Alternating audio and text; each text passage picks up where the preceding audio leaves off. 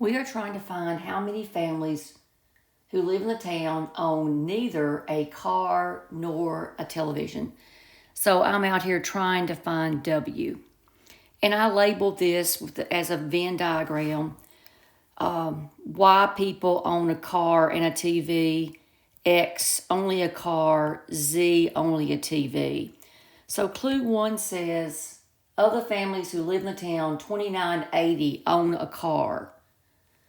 So X plus Y equals 2980. But that doesn't help me.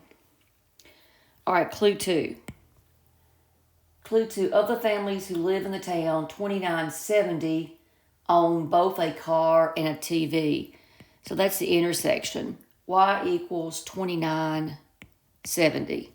But remember, that's all we have, and that tells me nothing about these guys out here. It doesn't tell me much of anything. All right, so now put them together. If I put them together, I know Y is 2970. So I know that's not going to work, but X plus 2970 equal 2980. So X equal 10. So I know X is 10. I know Y is 2970, but I don't know anything about Z. I don't know anything about W. It's not enough information, so nothing works. Your answer is E.